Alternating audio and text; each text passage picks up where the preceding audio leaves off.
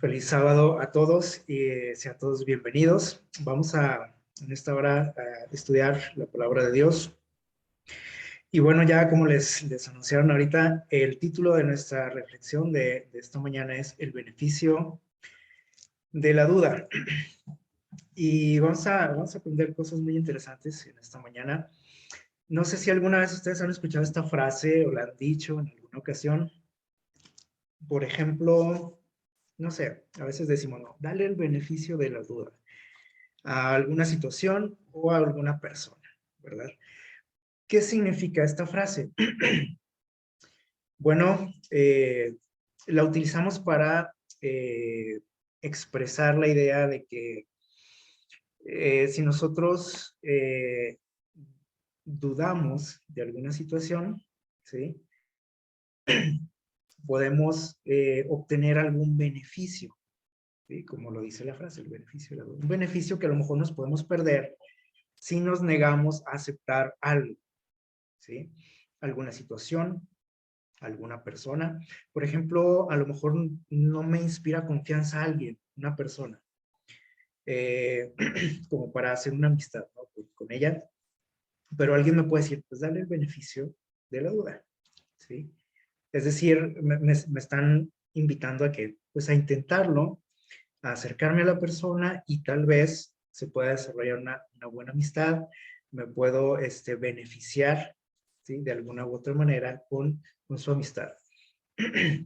Entonces, el beneficio de la duda es que incluso, bueno, aunque sea algo como negativo, esta palabra, la duda, normalmente la tenemos como algo negativo, ¿no? Podemos sacar algo de provecho, eso es lo que nos dice esta frase. Jeremías 33:3, ahorita lo leímos, nuestra cita central dice nuestro Dios, dice, clama a mí y yo te responderé y te enseñaré cosas grandes y ocultas que tú no conoces. Bueno, ahorita vamos a ver a qué se refiere Dios con todo esto, con estas palabras que yo creo que nos gustan, ¿no? Esta cita, pero a lo mejor no lo hemos experimentado como Dios espera que experimentamos esta promesa. Vamos a abrir nuestras Biblias en Marcos capítulo 9. Les voy a invitar a abrir sus Biblias por ahí en San Marcos capítulo 9. Es una historia creo que conocida para muchos. Marcos 9. Miren, cuando Dios nos pide que le sigamos, cuando Dios nos pide que creamos en Él, no nos pide una fe ciega, como a veces pensamos, ¿no? Que Él nos pide.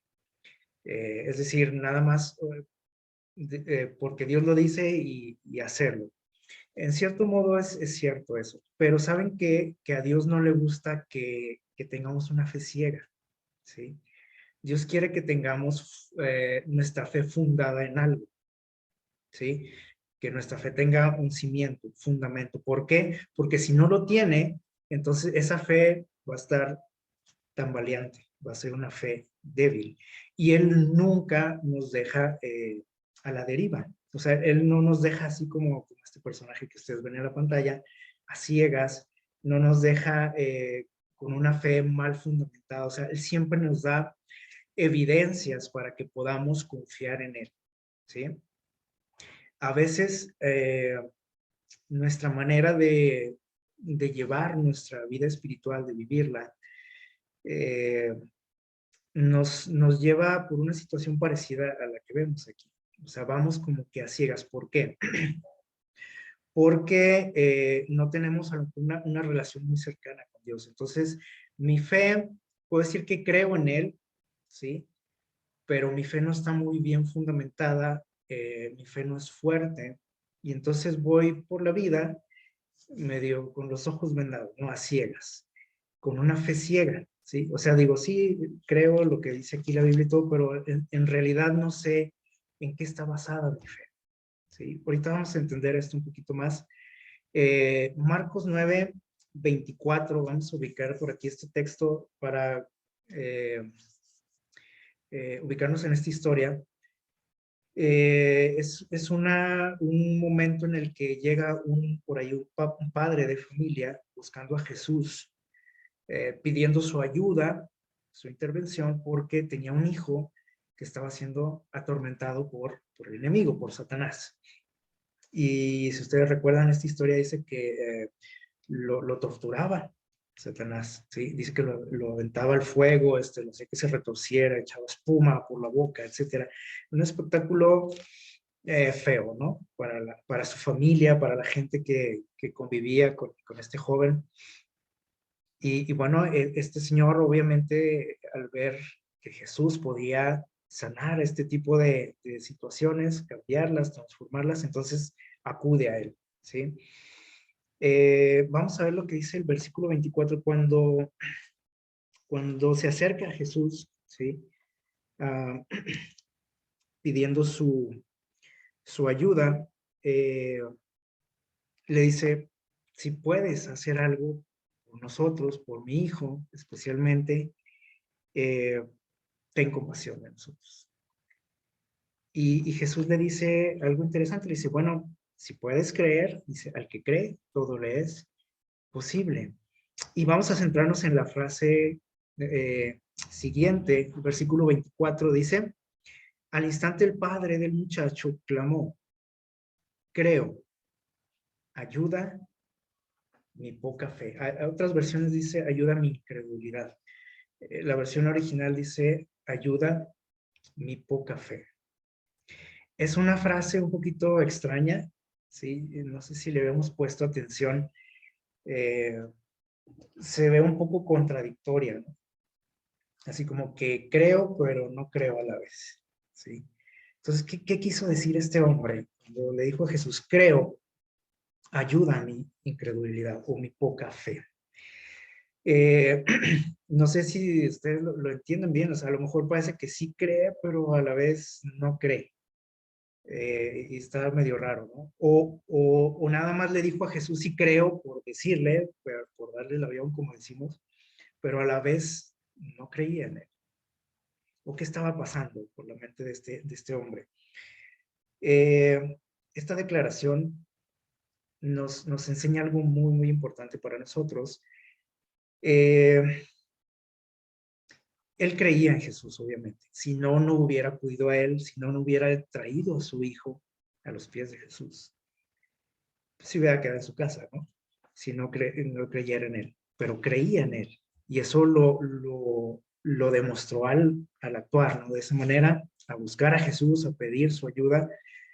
Pero ¿por qué dijo ayuda mi poca fe? Bueno, lo que estaba diciendo aquí este hombre es que él sentía que aún le faltaba mucho por crecer, ¿sí? O sea, que su fe, sí tenía fe, pero necesitaba esa fe que irse fortaleciendo más. Él no quería quedarse como estaba. Eso es lo que le estaba diciendo a Jesús. Yo no quiero quedarme así como estoy. Así tengo fe en ti, pero necesito más todavía. Para él no era suficiente. Y esta declaración es muy, muy importante para nosotros. ¿Por qué? Bueno, porque nosotros podríamos identificarnos con este hombre, ¿sí? Yo no sé cuántos de nosotros nos sentimos satisfechos con nuestra fe. Ojalá que no sea así, porque si yo me siento satisfecho con mi fe, quiere decir que ya alcancé un límite. Y ya no voy a seguir creciendo. Este hombre quería crecer más, quería conocer más y más a Jesús todavía. Y saben que Jesús le ayuda. Si este hombre no hubiera tenido fe, miren, para empezar, ese milagro no se hubiera obrado, ¿sí? La señora Nena Juárez nos menciona por ahí en el libro del Deseo a todas las gentes que cuando las personas se acercaban a Jesús debían tener fe de que iban a obtener lo que ellos necesitaban. Si no había fe, el milagro simplemente no se realizaba. Entonces, en este caso se hizo el milagro, lo cual nos demuestra que este hombre tenía fe. Pero él sentía que no era suficiente esa fe, quería más, quería crecer más. Entonces, ojalá que pudiéramos nosotros tener esa actitud también con Dios, ¿sí? De decirle a Dios, yo creo en ti, creo en tu palabra, en todo lo que dices, pero necesito conocerte más, necesito crecer más. Ayuda mi poca fe. Y entendiendo esta historia y esta declaración, podemos ir desarrollando más este asunto, podemos entender más algunas cosas, algunos detalles que vamos a analizar. Miren, dice por aquí, la revista Review and Herald dice lo siguiente: cuando el Señor presenta una evidencia tras otra y a una luz añade otra luz, ¿por qué las almas vacilan en andar en la luz? Aquí nos demuestra que Dios siempre nos da, que dice aquí, evidencias. O sea, Él no quiere que creas en Él a ciegas. Él te demuestra por qué. Por qué tienes que seguirlo, por qué tienes que obedecerlo, ¿sí? Dice, el pecador elige permanecer en el pecado, muchas veces, ¿no?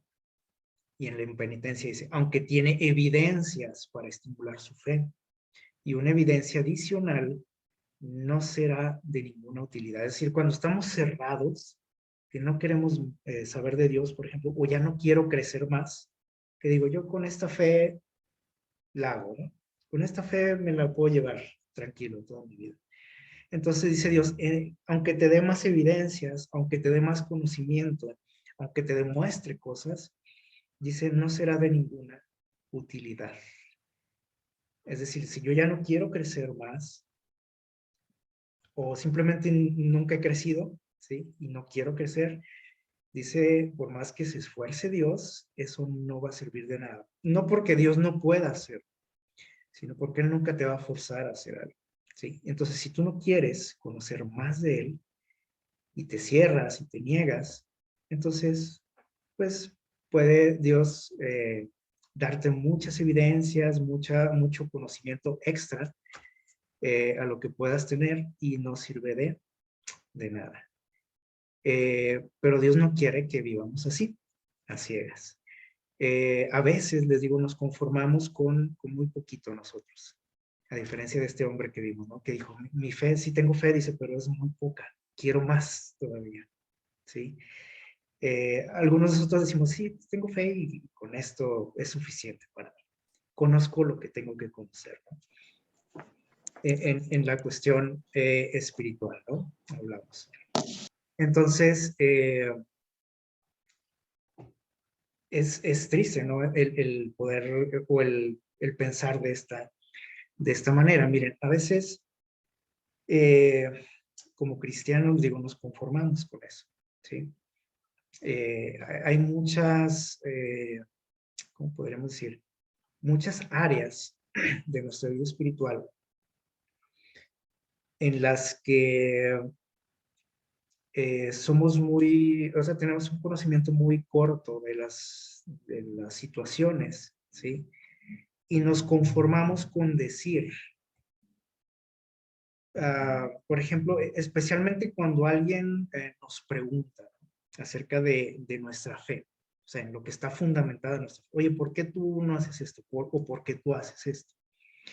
Y nos limitamos a decir, pues, porque así dice la Biblia, porque así lo quiere Dios, o porque a Dios no le gusta. Y nadie nos saca de ahí. Entonces, la gente que requiere respuestas de nosotros, y muchas veces es gente muy cercana a nosotros, puede ser nuestra familia, nuestros hijos, ¿sí? Oye, papá, ¿por qué esto? Pues es que así Dios lo quiere, así Dios dice en la Biblia. Pero esas respuestas no son satisfactorias para nadie. A lo mejor para ti sí, porque tienes una fe ciega, precisamente. Pero una persona que tiene ganas de conocer, de saber más, de crecer, pues eso no es suficiente, ¿sí? Y necesitamos más fundamentos, más evidencias, como dice por aquí. Y ojalá que podamos obtenerlas y seguir creciendo en nuestra vida espiritual. Miren, dice, el libro de la naturaleza y la palabra escrita se iluminan mutuamente, ¿sí? Es decir, que Dios no nada más se vale de la Biblia para que tú tengas una fe eh, creciendo, pues una fe desarrollándose en todo momento. Él utiliza otras cosas, por ejemplo, aquí dice la naturaleza, él utiliza la ciencia, etcétera. Y cuando nosotros no salimos, por ejemplo, de la Biblia nada más, y es que aquí dice, y aquí dice, sí, pero a ver, dame más evidencias, ¿verdad? Dice, de esa manera somos inducidos a adorar al Creador y a confiar, fíjense bien. Cuando nosotros eh, aprovechamos de todas las herramientas que Dios nos da, dice que podemos confiar en Él y tener una fe en Él. ¿De qué manera? Dice por aquí. Con inteligencia. ¿Sí? O sea, no una fe ciega nada más y decir porque sí o porque no, porque esto es lo que Dios quiere o porque esto es lo que Dios no quiere. ¿Sí? Eso no nos sirve de mucho. Bueno, a lo mejor sí, ¿no? O sea, podemos confiar en Dios, pero nunca vamos a crecer. Entonces Dios quiere, dice, que confíes en Él con inteligencia, que sepas el por qué, que tengas un fundamento en tu fe, ¿sí? Que tengas una fe fuerte, fortalecida, que no se tambalee ante las pruebas, que no se tambalee ante alguna duda de alguien, ¿sí? Oye, ¿por qué estoy? Oye, déjame ver, bueno, es que así dice Dios, ¿sí? Entonces Dios quiere que tengamos una fe bien fundamentada, ¿ok? Eh, y vamos a explicar esto con algunas experiencias de unos personajes. Miren, yo creo que todos recordamos a este hombre, ¿no? A Job. Él expresó algo muy interesante por ahí al final del libro de Job, unas palabras que yo creo que todos hemos leído en algún momento. Dijo lo siguiente, fíjense, le dijo a Dios, le dijo, de oídas te había conocido, pero ahora mis ojos te ven. ¿Qué quiso decir aquí Job? Bueno, él le está diciendo a Dios, ¿sabes qué? Todo lo que yo sabía de ti, lo que me habían dicho, lo que había aprendido en mi vida, pues era pura teoría, ¿sí? Era de que, de oídas, o sea, de lo que le contaba. Dice, pero ahora he tenido una experiencia personal contigo, puedo verte realmente como eres. Y nosotros recordamos historia, ¿no? Algo que lo llevó a él, ¿sí? A tener esa experiencia, la experiencia que tuvo, esa cercanía con Dios, ¿saben qué fue lo que lo llevó a él a eso? La duda. Y pueden decir, ¿cómo la duda? Pues fue la duda. Miren, él estaba pasando una situación bien complicada, ¿no? Ustedes se acuerdan. Y él empezó a dudar muchas cosas, ¿sí? Tenía muchas preguntas, muchos cuestionamientos que hacerle a Dios. Y ustedes han leído el libro, ¿no?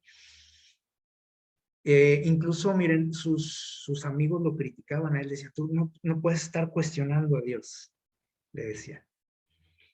Sus amigos conocían mucho de Dios, hablaban mucho de Dios, pues, pero no conocían a Dios. Y Dios les reclama a ellos, es que ustedes nomás hablan mucho, pero no lo viven. Y Job tuvo una experiencia muy diferente a la de ellos. ¿Por qué? Porque empezó a escarbar, empezó a indagar, empezó a cuestionar, ¿sí? Y el cuestionar a Dios, de cierta manera, o sea, podríamos decirnos que no podemos hacer eso, porque Dios es Dios y se hace su voluntad, ¿no? Yo no tengo por qué estarle cuestionando. Saben que a Dios no le molesta que tú le cuestiones, ¿sí? Porque eso hace que se abra que un diálogo, una relación, ¿sí? Cuando tú le dices, Señor, ¿por qué pasa esto? ¿Por qué estoy viviendo esta situación? Eso es lo que decía Job. Yo no lo entiendo. Y yo creo que hay cosas en nuestra vida que no entendemos. Y no está mal que tú le preguntes a Dios, ¿por qué? ¿Por qué pasan esas cosas? Si Dios lo decide, Él te lo va a explicar, ¿sí? Pero si no te da una respuesta así muy tan clara como tú lo quisieras, porque, por ejemplo, a Job no se la dio. No le dijo por qué, no le dijo, sabes que mira, está pasando esto porque, pues yo acepté un reto de Satanás. Él me pidió probarte, y lo acepté. Eso no le explicó, pero saben que le dio suficientes evidencias a él para confiar. ¿sí? Y ustedes recuerdan todo lo que empieza a contestarle Dios a él, cuando él empieza a preguntar, y si por qué esto y por qué lo otro. Y dice, a ver, vamos a platicar. Y empieza a decirle, a darle evidencias de cómo él tiene el control y el poder sobre todo lo que existe. Y que él es el creador y que nada se escapa a su vista. Entonces, cuando él entiende todo esto, creo que en lo último que pensó era en las preguntas que él estaba haciendo a Dios, ¿sí? El por qué. Simplemente dijo, bueno, tengo evidencias suficientes para confiar en él. Ya, ¿qué más da el por qué, no? Y entonces él puede expresar estas palabras y dice, yo te conocía nada más de oídas, pero ahora te conozco de una manera más íntima, personal. Ahora puedo verte, le dice a Dios. Lo que lo llevó a esto fue la duda, ¿sí? Y vamos a ver aquí otro personaje. Por ahí en Mateo 14, del 25 al 31, tenemos una historia también bien conocida. Ustedes recuerdan cuando Pedro caminó sobre el agua, ¿se acuerdan de ese detalle? Nos dice la historia que, bueno, dice por aquí los versículos que del 25 al 31, en San Mateo 14, dice que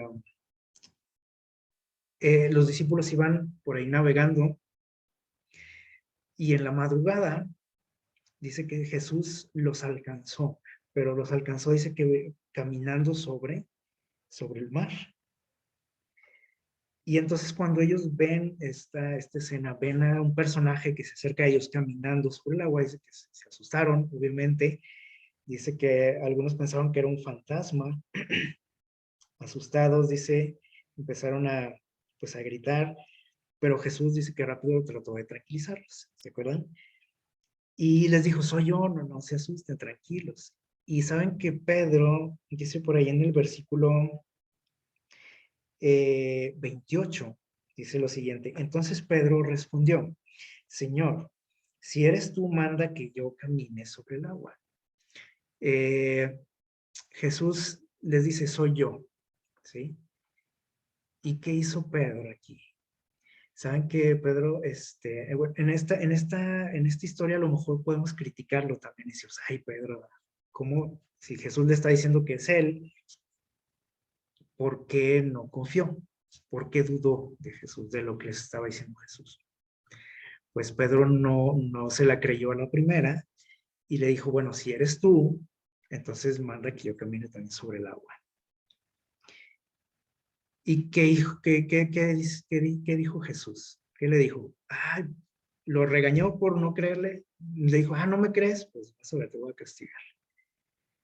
Le dijo, no, a ver, ven, bájate, acércate a mí. Y dice la historia que, bueno, venía por ahí caminando sobre el agua Pedro y cuando apartó su vista de Jesús, se hunde en el mar, se asusta, pide ayuda a Jesús, Jesús lo saca de ahí y Jesús le dice una frase, también le dijo, hombre de poca fe, ¿por qué dudaste? Pero fíjense hasta cuándo le dice Jesús, ¿por qué dudaste? Porque se había hundido, o sea, dudó de lo que estaba sucediendo en ese momento. ¿Sí? No le está reclamando de que le dijo que sí era él, ¿sí? Sino porque apartó su mirada de él. ¿Sí? Ese fue el reproche de Jesús, ¿no?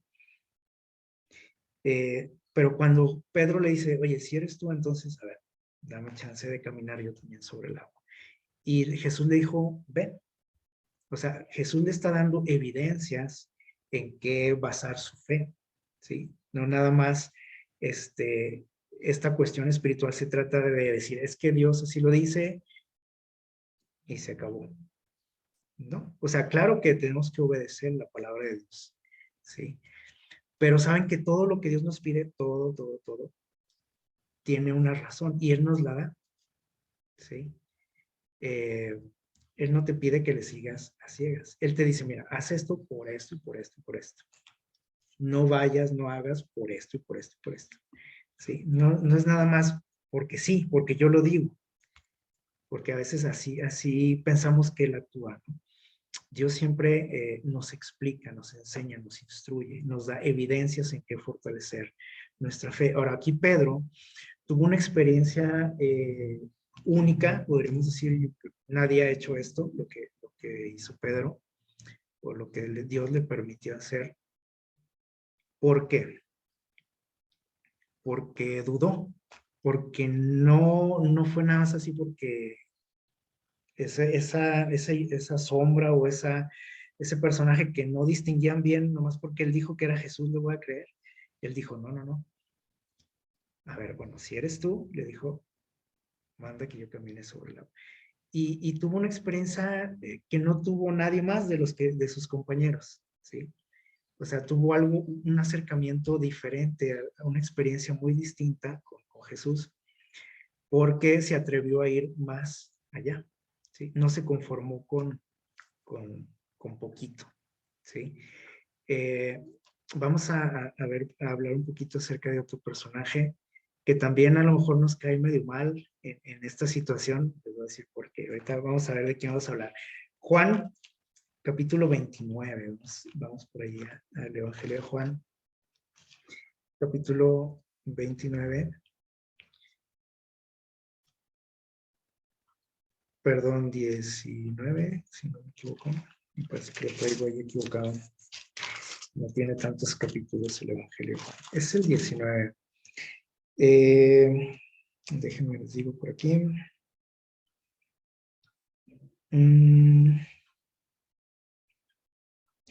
Juan,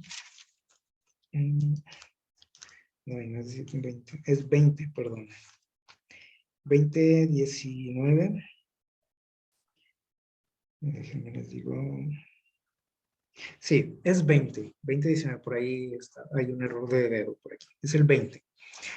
20, 19 y 20, vamos a leer de San Juan. Dice, al anochecer de ese día, el primero de la semana, o sea, el domingo, estando los discípulos juntos con las puertas cerradas, dice, por miedo a los judíos, vino Jesús y se puso en medio de ellos y les dijo, paz a vosotros. Y dicho esto, les mostró, dice aquí, las manos y el costado, y los discípulos se alegraron al ver al Señor.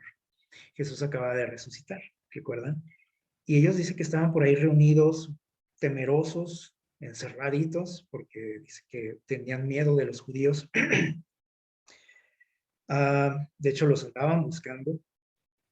Pero Jesús dice que se aparece por ahí en aquel lugar y les dice, paz a vosotros. Y cuando ven esta escena, ¿qué creen que pasó por su mente?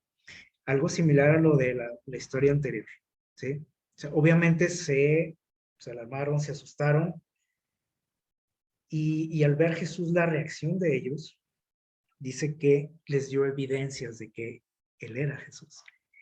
¿Qué hizo Él? Dice que les enseñó sus manos con ¿qué? Con sus heridas, les enseñó su costado, y entonces dice que dijeron, es Jesús, ¿sí? Y dice que se alegraron, pero la primera reacción no fue así de alegría, ¿no? Decía, miren, aquí está Jesús. Se asustaron y Jesús les da evidencias en qué basar su fe. Les dice, miren, yo soy, ¿sí? No duden, aquí están mis heridas. Y viene el siguiente detalle, fíjense bien. Versículos 24 y 25. Y Tomás, llamado el gemelo, uno de los 12, no estaba con ellos cuando vino Jesús. O sea, en este momento, cuando aparece aquí Jesús, faltaba alguien. Dice que era Tomás. No estaba por ahí. Quién sabe qué estaba haciendo. No estaba en ese momento. Y entonces dice, cuando los otros discípulos le contaron y le dijeron, ¿sabes qué? Vimos a Jesús, vino, estuvo aquí entre nosotros, se apareció, nos enseñó sus heridas y todo, dice, nos dimos cuenta que era Jesús, era real, que ha resucitado. Y entonces dice que él les dijo, si no veo yo la señal de los clavos en sus manos y pongo mi dedo ahí y mi mano en su costado, pues no les voy a creer. Se me hace que ustedes están ya medio mal, están trastornados, ¿no? Eh, y aquí es donde les digo que a lo mejor nos cae un poco mal, ¿no? Este personaje. Decimos, ¿cómo es posible? Y decimos, el incrédulo, le decimos. Ya hasta lo bautizamos. Tomás el incrédulo. Creo que es un apodo que no está muy bien fundamentado también, porque si nosotros vemos lo que pasó aquí, cuando Jesús se aparece ante los demás, todos dudaron también, ¿sí? Y Jesús tuvo que enseñarles también, al igual que a Tomás, les enseñó sus heridas. Y obviamente cuando le cuentan esta historia a Tomás, pues era algo increíble, ¿sí o no? Y Tomás dice, se me hace que, pues no, no sé, dice, no, si yo no lo veo, si no lo toco, pues yo no les creo nada, ¿sí? Es decir, él necesitaba que, pues también tener una fe que bien fundamentada, o sea, no era nomás porque me dicen y, ok, está bien, Jesús resucitó, ¿sí? Él quería verlo, o sea, quería algo más, ¿sí? No se conformó con nada más decir, ok, pues dicen todos, pues yo creo que ha de ser cierto, ¿no? Porque lo dice la mayoría, porque pues dicen todos y pues no sé, pues debo de creerlo, ¿no? Eh, y les digo que nosotros criticamos normalmente a este hombre, ¿sí? Y le llamamos incrédulo. Eh, como de manera despectiva, ¿no? Tomás, incrédulo, ¿sí? Pero si nosotros nos damos cuenta, todos dudaron, todos fueron incrédulos en ese momento. Pónganse en el zapato, en los zapatos, perdón, de ellos. Si se aparece alguien que sabes que ha muerto, ¿sí? ¿Qué pasaría por tu mente?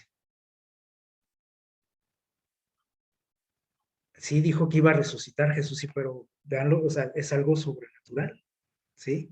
O sea, el ver a alguien que ha regresado de la muerte. Pero Jesús le dice, mira, tóquenme, vean mis manos. Y se asustan, obviamente, cuando ven a Jesús y empiezan a dudar y ¿quién es, no? O sea, están desconcertados. Todos pasaron lo mismo que Tomás, ¿sí? Pero no sé por qué le agarramos contra él, ¿verdad? Y obviamente él dijo, pues yo quiero tocarlo, quiero verlo, y hasta entonces voy a creer, ¿sí? Eh, y dice que, versículo 26 al 29, dice que 8 días después estaban otra vez reunidos, y ahora sí estaba Tomás con ellos, ¿y qué pasó? Dice, aunque las puertas estaban cerradas, vino Jesús y se puso en medio, y nuevamente les dice, paz a vosotros, les saluda, y entonces Tomás, ¿sí? Eh, que era el que tenía ganas pues, de encontrarse con Jesús, ya todos lo habían visto, pero él no. Jesús le dice a Tomás, fíjense bien, Jesús sabía lo que habían platicado Tomás y los demás discípulos, y sabía que él necesitaba que más, quería más, y se dirige especialmente a él, le dice, a ver, Tomás, ven, pon tu dedo aquí, le dice, mira mis manos, acerca tu mano y se pone en mi costado, y entonces le dice, no seas incrédulo, sino creyente. Dice, mira, ya no estés dudando. Aquí está la evidencia, ¿sí? Y entonces Tomás dice, exclamó, Señor mío y Dios mío. Y el versículo 29 dice, tú creíste porque me has visto. Le pregunta a Tomás, le dice, pero bienaventurados, dice, aquellos que no vieron y creyeron. Obviamente está Jesús aquí diciendo una bienaventuranza sobre aquellos que un día iban a creer en él, en Jesús, sin verlo como nosotros, ¿sí? Sin embargo, aunque ustedes y yo no lo podemos ver, tenemos suficientes evidencias. Evidencias de que Él resucitó, tenemos evidencias de que Él está en el cielo, tenemos evidencias de que Él está con nosotros, de que se preocupa por nosotros, de que nos ayuda, etcétera. ¿Sí o no? Aunque no le podemos ver. Y por eso Jesús dijo, bienaventurados aquellos que no me vieron, que no tuvieron el privilegio de ustedes, de ti, Tomás, le dice, que no pudieron tocarme, que no pudieron verme físicamente, pero un día creerán también. Pero no es una fe ciega la de nosotros, pues sí, ojalá que no, ¿sí? Porque creo que todos tenemos suficientes evidencias para confiar en Él, para creer en Él. Así que este discípulo también tuvo una experiencia diferente a la de los demás. ¿Por qué? Porque a los demás les mostró sus heridas, pero Tomás dice que las tocó. Dijo, mira, ven, pon tu mano aquí. Una experiencia más íntima, ¿sí? De mayor cercanía con él. Y dice que lo único que él pudo exclamar, le dijo, Señor mío y Dios mío. Lo reconoce como Dios mismo, ¿sí? Es decir, que cuando nosotros queremos algo más, ¿sí? Que no nos conformamos con poquito, ¿sí? Cuando tenemos dudas en nuestra mente y le decimos, a ver, yo quiero que me aclares esto, quiero comprender más este asunto, quiero conocerte más, ese tipo de dudas nos lleva a ¿qué? A una experiencia mayor con él. Sin embargo, si yo digo, no, pues con esto basta, ¿sí? Pues me voy a quedar como que estancado, ¿no? En determinado momento. Miren, hay dos tipos de dudas y la Biblia nos habla de ellas también, ¿sí? Por ejemplo, en Santiago nos dice por ahí que cuando nosotros tengamos dudas, dice, si tienes falta de sabiduría, y cuando nosotros tenemos falta de sabiduría es porque hay dudas en nosotros, ¿sí o no? Dice, si tienes dudas, pregúntale a quién, a Dios. Y a la vez dice, pero no dudes. O sea, si tienes dudas, pregunta, pero no dudes, dice. Hay dos tipos de dudas aquí, ¿sí? O sea, una duda que me hace que actuar, que me hace buscar respuestas, ¿sí? Cuando dice Jesús, pero no dudes, por aquí Santiago lo que escribe dice, pero no dudes porque dice, el que duda es semejante, dice, a las ondas del mar que son llevadas de un lado a otro, etc. O sea, duda, pero no duda, dice ahí. Quiere decir que hay dos tipos de dudas. Digo, una que nos ayuda a ¿qué? A crecer, a buscar respuestas, a buscar a Dios en este caso. Y la otra duda que dice, a la cual se refiere aquí Dios, que dice, esa parte la de ti, es una duda que me hace cerrarme, ¿sí? Que me hace quedarme estancado, ¿sí? Eh, que me hace, pues, no querer nada, no querer más, ¿sí? Dudar. Por ejemplo, fíjense bien, un ateo, por ejemplo, tiene dudas, ¿sí o no? Acerca de Dios, de su existencia, etcétera, de su poder, etcétera. Pero esas dudas que él tiene no lo llevan a nada. O sea, no lo llevan a qué? A buscar esas respuestas, a intentar conocer a Dios, a ver por qué esto, por qué lo otro, por qué dices tú que Dios existe. Simplemente yo digo, no, para mí Dios no existe. O sea, para mí es como dudoso todo eso, ¿no? Que dice, eso de la Biblia y todo eso. Y ya me quedo así. Esa es la duda que Dios no quiere que tengamos, ¿sí?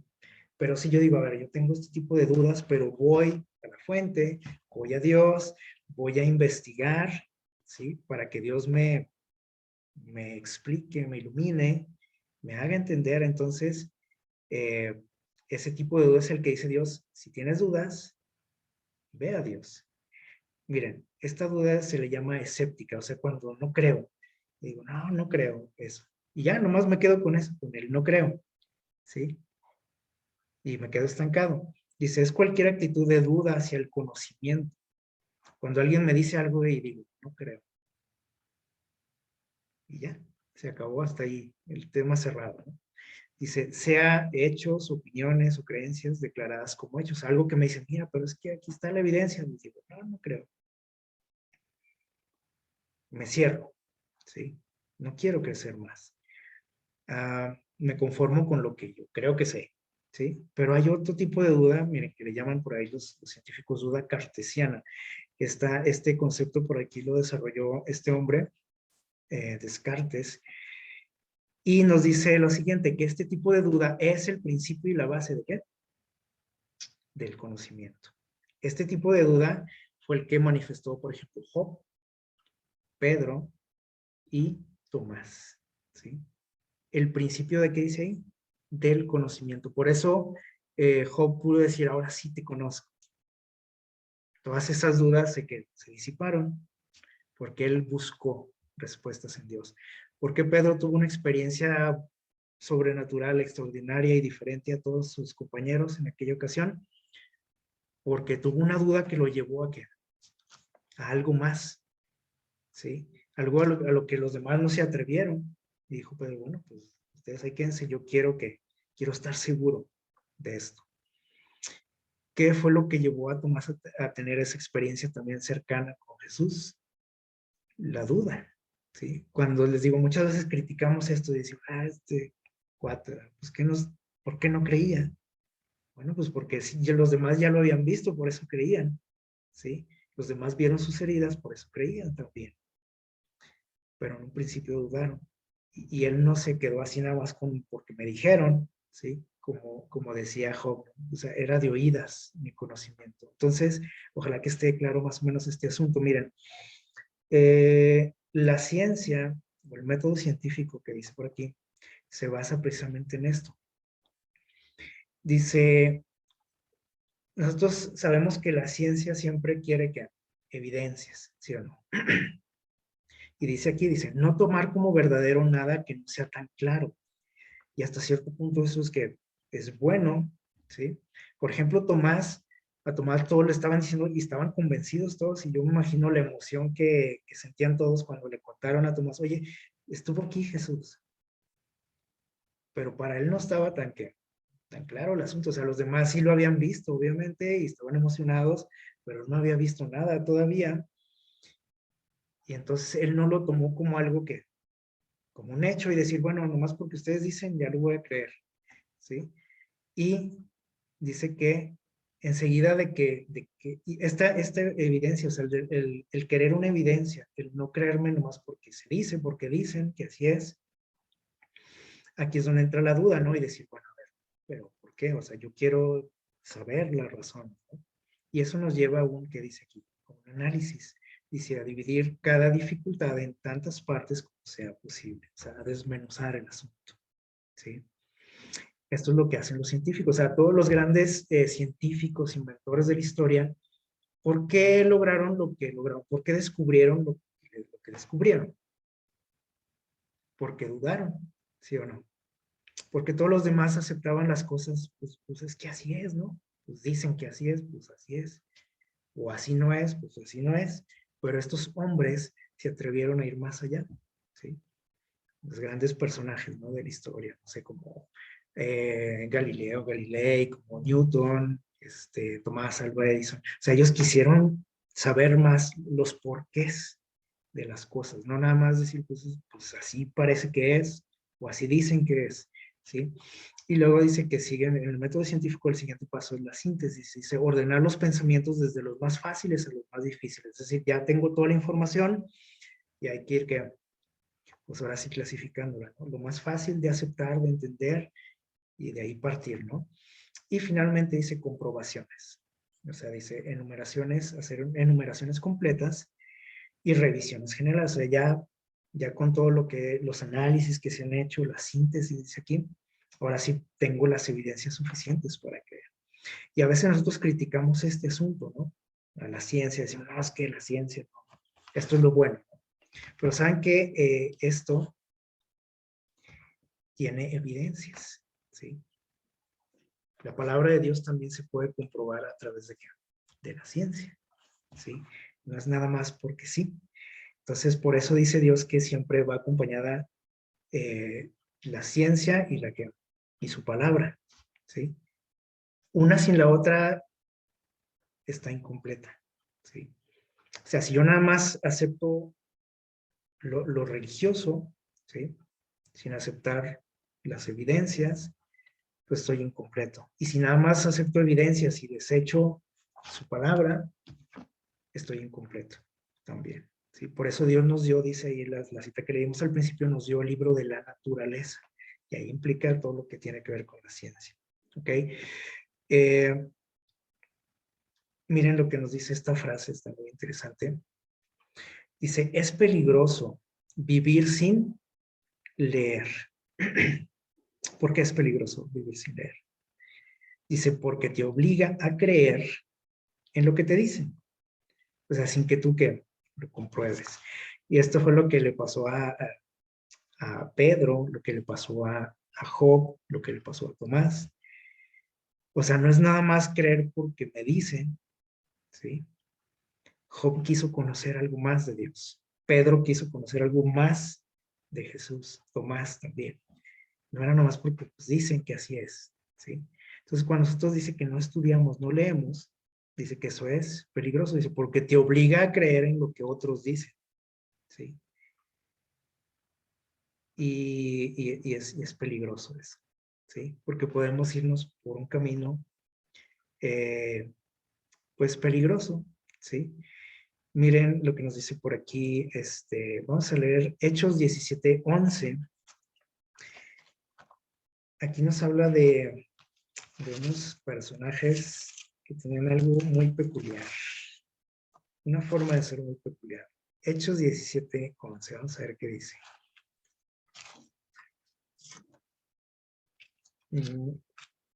Dice lo siguiente, lo tengo. Hechos 17:11, dice, estos fueron más nobles que los de Tesalónica, ¿sí? ¿De quién está hablando aquí? Dice, bueno, si leemos el versículo anterior, dice que está hablando de los hermanos o de la iglesia de Berea, una ciudad. Pero dice que esta iglesia tenía algo muy particular. Dice que ellos eran más nobles, dice que Tesalónica, porque, dice, recibían la palabra de todo corazón. O sea, sí creían lo que escuchaban, lo que Pablo les predicaba. Decían, ay, qué padre esto, ¿no? Pero no se quedaban nada más porque dijo Pablo, ¿sí? No se quedaban con eso, dice, examinaban cada día las escrituras para ver si estas cosas eran así. ¿Se fijan? Por eso dice que es peligroso vivir sin leer, porque te obliga a creer en lo que te dicen. Y a ellos no les importaba que fuera Pablo. Decían, sí, estuvo muy bonito el sermón de Pablo, aprendimos muchas cosas, sí, pero vamos a ir a comprobarlo. A ver si es así, como dice Pablo. ¿Qué les parece?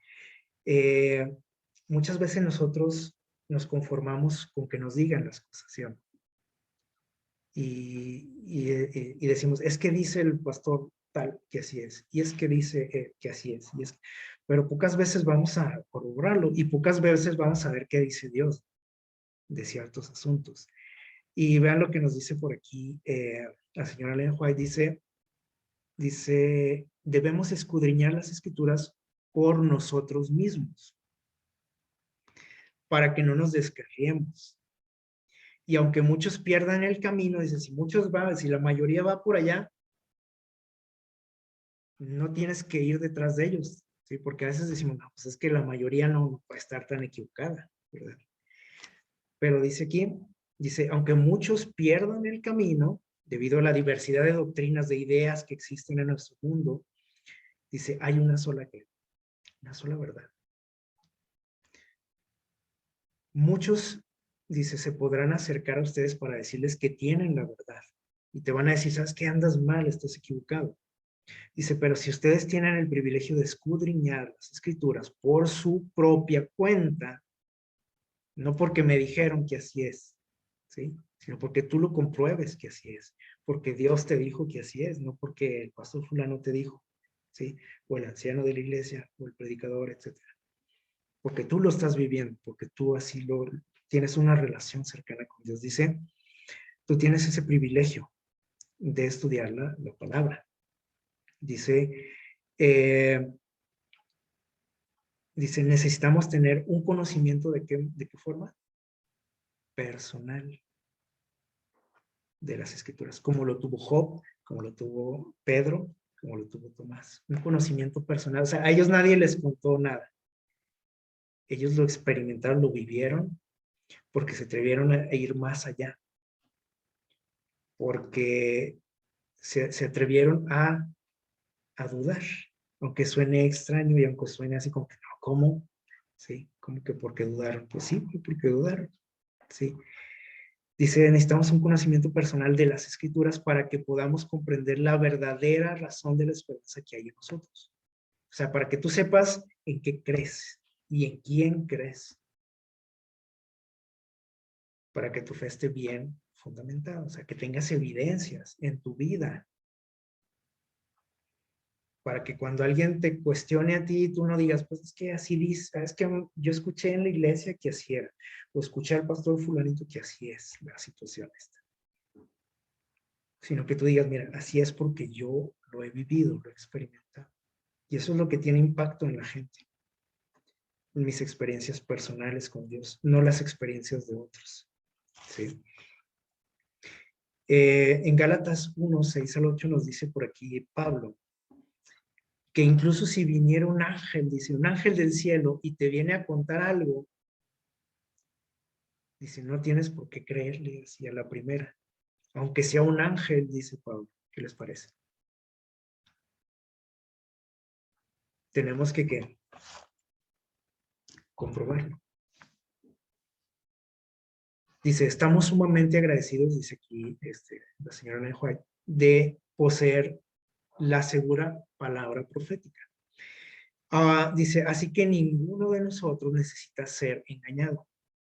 No tenemos por qué ser engañados. Dice, sabemos que actualmente existen herejías, fábulas en nuestro mundo, o sea, y más en estos tiempos que estamos viviendo. Hay muchas ideas, muchas corrientes, fábulas les llaman por aquí, herejías. Dice, y deseamos conocer la verdad, o no lo deseamos, porque hay tantas cosas que se dicen y decimos, bueno, ¿y quién tiene la razón? Por ejemplo, de la situación que estamos viviendo. O sea, ¿cuánta información hay? Y mucha que dicen, pues es que estos dicen esto y luego aquellos dicen otra cosa. Pues ¿a quién le creo? Deseamos conocer qué, la verdad. Dice, para lograr ese conocimiento, ¿qué tenemos que hacer? Dice, investigar cuidadosamente por nosotros mismos. Pero no se puede lograr, dice, con una simple lectura de la Biblia. ¿Sí? O sea, no es nada más para salir del paso. Vamos a leer, o por ejemplo ahorita que nos encargaron estudiar, ¿verdad? Para los ejercicios bíblicos, y a lo mejor ahí ando media hora antes, rapidote para contestar y participar, ¿no? Y luego si hay premio, pues me lo puedo llevar. Pero dice Dios, no, así no se estudia la Biblia, ¿sí? Se necesita, dice, comparar un texto con otro. Por eso saben que nos confundimos mucho, ¿sí? Muchos cristianos, ¿sí? O sea, los que decimos que estudiamos la Biblia, nos confundimos porque decimos, oiga, es que mire, aquí dice Dios que no sé qué, ¿sí? Por ejemplo, cuando dice, mira, aquí dice que Jesús clavó la ley en la cruz. ¿Y si dice eso el texto? ¿Ustedes lo han leído? Sí lo dice, pero se nos olvida leer lo que hay a continuación, la explicación, por qué dice que Jesús clavó la ley en la cruz. Y lo que dice antecito también. Entonces, dice, hay que comparar un texto con otro, ¿sí? O sea, pero a veces leemos una frasecita y decimos, mira, aquí dice, entonces estamos equivocados, o entonces el hermano fulano está equivocado, o entonces los de aquella iglesia están equivocados, porque aquí dice, ¿sí? Y sí es cierto que dice, pero dice que nuestro estudio es pues muy simple, muy superficial, ¿sí? Dice, los que cavan por debajo de la superficie, o sea, por ejemplo aquí, ¿no? Que decimos, sí, ahí dice que Jesús clavó la ley en la cruz,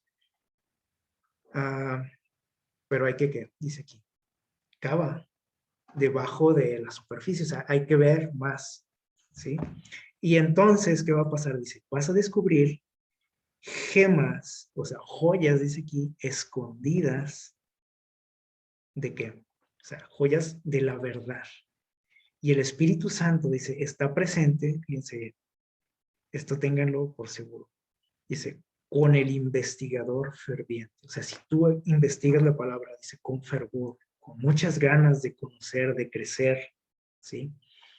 Obviamente dices tú, pues tengo muchas dudas en mi mente, pero quiero aclararlas, ¿sí? Por eso aquel hombre le dijo a Jesús, sí, creo en ti, pero ayuda a mí, mi poca fe.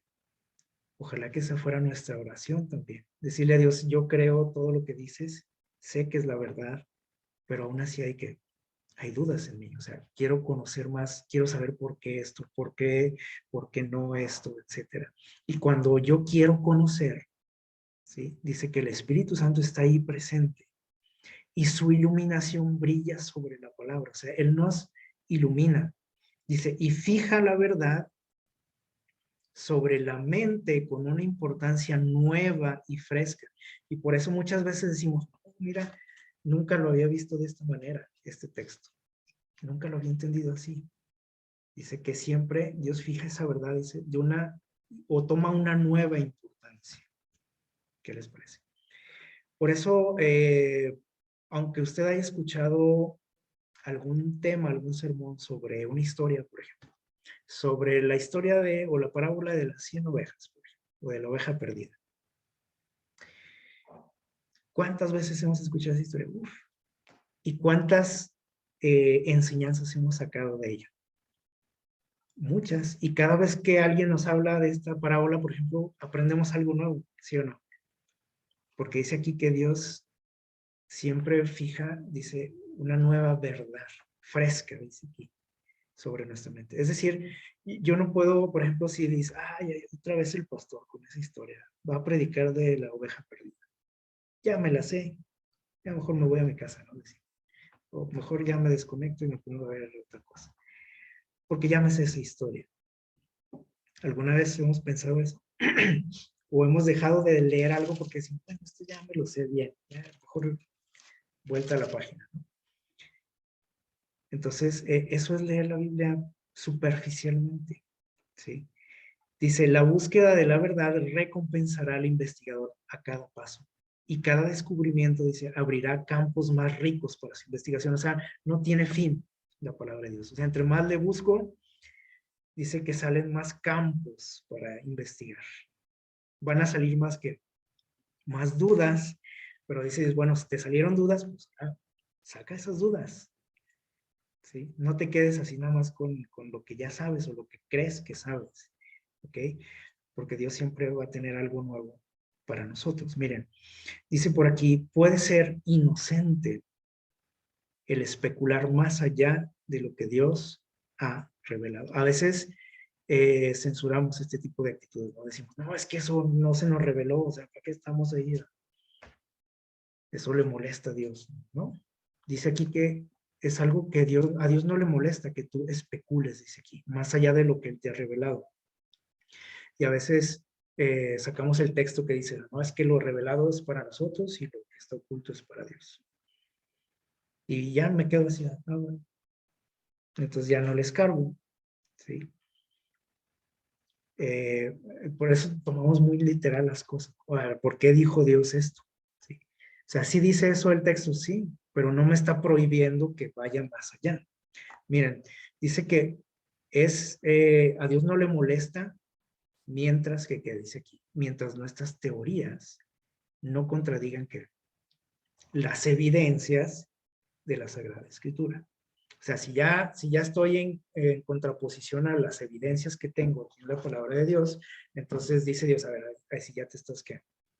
Pasando de la raya, ¿sí? Ya eso ya no está bien, ¿sí? Pero si esas teorías, esas ideas que surgen de esas dudas, ¿sí? No contradicen los hechos ni las evidencias de la Biblia, sino que hasta las que nos fortalece, que es lo que hace la verdadera ciencia. Entonces dice Dios, adelante, sigue investigando, sigue escarbándole, ¿sí? Para que sigas creciendo en conocimiento, ¿ok? Dice, ningún alma debería descansar satisfecha con un conocimiento superficial de la verdad, como nos puede llegar a pasar a nosotros. Pues yo con esto lo hago, con esto que ya conozco, para mí es suficiente. ¿Sí? Por ejemplo, el hecho de decir, pues yo sé que Jesús vino a morir por mí, que Él pagó por mis pecados, que me ofrece la vida eterna y se acabó. Con eso lo hago. ¿Es suficiente? Pues a lo mejor para salvarte, sí, porque Dios nada más me pide creer en eso, en su sacrificio, sí. Pero, ¿qué clase de relación tengo con Dios? Si digo, no, pues ya no quiero saber nada más de ti, sé lo que tengo que saber y se acabó. ¿Sí? Pues mi relación es muy débil, ¿sí? No está fortalecida mi fe realmente. Y muchos, ¿cuántos sabemos que así nos conformamos? Decir, yo con esto tengo, o sea, ¿para qué quiero saber más de eso? ¿Para qué les cargo? Una vez escuché a alguien que dijo, este, un predicador dijo lo siguiente. Dijo, ¿para qué estamos predicando de los dinosaurios y no sé qué? Bueno, es cierto, o sea, no necesito saber de los dinosaurios, por ejemplo, para salvarme. Pues sí, claro que no. Pero no quiere decir que no debo de conocer ciertas cosas, ¿sí o no? O investigar ciertas cosas. Y a veces me conformo con eso y decía, a mí no me hables, por ejemplo, de eso. A mí no me hables de los dinosaurios. Yo sé lo que tengo que saber. Pues sí, pero el día que alguien viene y me pregunta, que exige una razón, un fundamento de mi fe, no sé ni qué decir. Nomás digo, no, pues dicen que no sé qué. Y pues creo que es así la cosa. Y aparte, pues la Biblia dice que así, porque Dios así lo dice y así lo quiere y se acabó. Dice, nadie se imagine que no tiene necesidad de estudiar porque no ha de predicar desde el púlpito. A lo mejor también pensamos eso, ¿no? Pues decimos, ah, pues yo no predico, pues hay que estudie el pastor, para eso le pagan, ¿sí? O el anciano, o el encargado de la iglesia, o el maestro de escuela sabática, pues él que se queme las pestañas y yo que, pues yo nomás lo escucho, ¿no? Nos gusta alimentarnos como los pajaritos, a muchos, ¿sí? Con comida digerida. Sí saben cómo se alimentan, ¿no? Los pajaritos. La mamá mastica el alimento, lo digiere y luego se los proporciona, ¿no? A sus crías, a los polluelos. Y a veces así nos gusta alimentarnos a nosotros. Nos gusta que nos den alimento ya digerido, ya masticado. No me gusta perder tiempo a mí y decir, pues hay que le estudie otro, ¿no? Y ya después que me pase a mí la información. Dice, no sabéis lo que Dios puede requerir de vosotros. Y no sabemos lo que un día alguien me puede llegar a preguntar. Y entonces cuando me preguntan, pues nada más pujamos. Y por eso a veces nos da miedo enfrentar a hermanos que tienen otras ideas, ¿sí? Que pertenecen a otras denominaciones y cuando me dicen, oye, a ver, explícame, ¿tú por qué dices que el sábado es el día del Señor? Pues porque, pues, no sé, pues porque soy adventista, decimos. Pues sí, pero ¿por qué? Pues porque Dios así lo quiere, porque Dios así dijo. Sí, pero ¿por qué? Y de ahí no pasamos, ¿sí? Eh, vamos a ver qué dice 1 Tesalonicenses 5:21. Ya vamos concluyendo. 1 Tesalonicenses 5:21.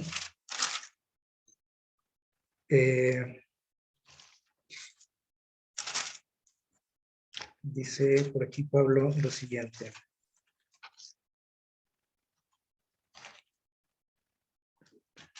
5:21, miren, dice, someted todo a prueba, dice Pablo. Someted todo a prueba y retened lo bueno. Examinarlo todo, dice en otras versiones, ¿no? Examínalo todo y retén lo bueno. Y no quiere decir que voy a andar ahí picando a todo, ¿no?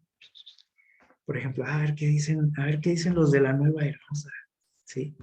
No se refiere a eso, ¿no? Andar ahí indagando, curioseando, sino que toda la información que llega a mí, no quiere decir que yo voy a andar ahí buscándole a otras cosas, ¿no? Porque es peligroso, también así debemos de tener cuidado, ¿sí? Y eso nos puede llevar a dudar de la otra forma, ¿sí? De la duda que es mala, ¿sí? Sino que toda la información que llega a mí, por lo que sea, o sea, que de repente alguien dijo, o escuché una predicación que decía esto, dice, a ver, bueno, examínalo, somételo a prueba, ve a ver si es cierto, ¿sí? Y reténlo, bueno, ¿ok? Si es cierto lo que dicen, ok, pues quédate con eso, ¿sí? Si ya viste que está en contra de lo que Dios dice, pues dice, entonces deséchalo. Ese es el consejo de Pablo. O sea, no es nada más porque dice que es así, o porque dijo fulanito y pues es una autoridad, ¿no? en la iglesia, es un erudito, y ya por eso lo doy yo por hecho, ¿no? Dice, siempre se revelará nueva luz de la palabra de Dios, aquel que mantiene una relación viva con el sol de justicia. Siempre, dice, siempre va a haber algo nuevo que Dios te va a revelar cuando tienes una relación viva con Él. Y a veces también criticamos estas cuestiones, porque si no, este hermano que trae otras ondas, de otras ideas nuevas, y eso está mal. No, no está mal. Simplemente a lo mejor este hermano, bueno, si no está en contra de lo que Dios dice, ¿sí? Por eso debemos ser estudiosos nosotros y saber identificar, ¿ok? Lo verdadero y lo falso. Obviamente hay gente que trae nuevas ideas y están en contra de lo que Dios dice. Por ejemplo, si alguien dice, oigan hermanos, ¿saben que acabo de descubrir que el sábado ya no vale? Pero entonces, como aquí dice que Dios siempre revela nueva luz, entonces digo, ok, entonces debe ser cierto que ya no vale. Y luego este hermano es bien estudioso, es bien espiritual, pues debe ser cierto. ¿No? ¿Sí? Entonces, se fijan cómo podemos irnos a los extremos, ¿no? Pero Dios dice que si hay nuevas enseñanzas, entonces si no está en contra de lo que Dios dice, quédate con eso, o sea, examínalo y reténlo, bueno, ¿ok? Y dice aquí que esas nuevas revelaciones que Dios da son para aquellos que mantienen una relación viva con Dios. Y los que no, pues ahí estamos, ¿no? Estancaditos, con un conocimiento superficial nada más. Dice, nadie llegue a la conclusión de que no hay más verdad para ser revelada. Que a veces también pensamos eso, ¿no? Pues es que ya todo se dijo, ya todo se cumplió, con eso me quedo, ¿sí? Dice, el que busca la verdad con diligencia y oración hallará preciosos rayos de luz que aún han de resplandecer en la palabra de Dios. O sea, todavía hay mucho que conocer. Y se acuerdan que hemos estado estudiando, por ejemplo, ahora en los miércoles, ¿no? En el libro de Apocalipsis, hemos mencionado, ¿no? Cómo, pues a veces nos quedamos con las interpretaciones, las enseñanzas de generaciones muy atrás a nosotros, cuando este libro es para nosotros, ¿sí? Y no quiere decir que aquellos hermanos estaban equivocados o era una mentira lo que ellos creían, ¿no? Simplemente aquella verdad era para ellos, en ese momento era para ellos esa revelación que tenían, ¿sí? Nosotros estamos viviendo precisamente en los tiempos para los cuales fue escrito ese libro y el libro de Daniel. Y Dios dice que estos dos libros tienen todavía mucho que decirnos, más de lo que pensamos o de lo que creíamos que sabíamos. Entonces dice aquí, muchas preseas están todavía ¿qué?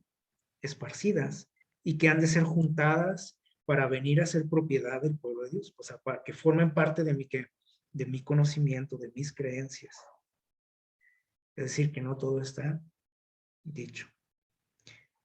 Pero la luz, dice, no es dada nada más para fortalecer la iglesia, para que tú digas, mira, yo conozco mucho. Dice, sino ¿para qué? Para que sea derramada sobre los que están en tinieblas, para que la compartas. ¿Sí? No es nada más para que, mira, ya descubrí mucho, ya sé mucho, y hasta ahí nada más. Dice Dios, ok, ya sabes mucho, enséñalo. Ok. Así que, bueno, vamos a ir ya concluyendo. Todos han escuchado hablar de este señor de Rembrandt, un pintor, un artista muy, muy famoso, por allá del siglo XVII, si no me equivoco. Saben que él tenía una afición, bueno, él le gustaba pintar, obviamente, pero de las cosas que él le gustaba pintar, era una historia bíblica que viene por ahí en los evangelios, que por aquí hablamos hace poco, no sé si se acuerdan algunos, de aquel sacerdote Simeón, ¿se acuerdan? Que cuando Jesús fue presentado en el templo, por aquí este señor reconoce rápidamente quién es ese bebé, ¿se acuerdan? Bueno, a Rembrandt le gustaba mucho pintar esta historia. Yo creo que le gustaba mucho, ¿no? este relato bíblico. Y miren, por allá en los años 1620, si no me equivoco, fue pintada esta escena, ¿sí? Donde está Jesús siendo presentado en el templo. Una década después hizo esta, ¿sí? Y tiene muchas, ¿sí? Pero mira, estas son muy, muy destacadas. Otra vez pintó a Jesús ahí siendo presentado en el templo, con Simeón, con su mamá, etc. Y pueden decir, no, pues le gustaba mucho, ¿no?, esta historia, pero ¿saben qué? Hay algo que llamó la atención en la última pintura que hizo de esta escena, que fue esta que está aquí, donde está Simeón, está Jesús, el bebé, y este personaje, dicen, ¿y ese quién es? ¿Ese que está atrás? ¿Es José o quién es? No, no es José. Saben que este personaje es él, es un autorretrato, ¿sí? Es Rembrandt. ¿Por qué se puso ahí? ¿Por qué se retrató ahí? ¿Por qué se pintó? Bueno, parece ser que él, al final de su vida, había tenido una experiencia y un encuentro con Jesús.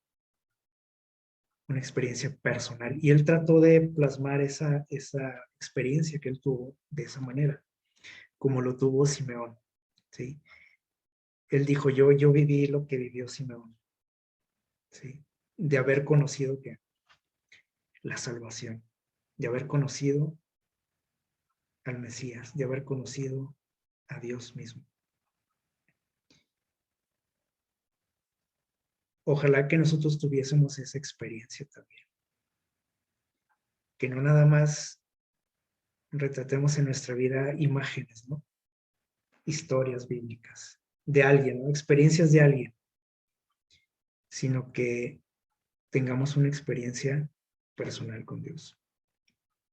Que le conozcamos como lo conoció Job, no nada más de que de oídas. Que le conozcamos como lo conoció Pedro, ¿sí? Como lo conoció Tomás, al que tanto criticamos.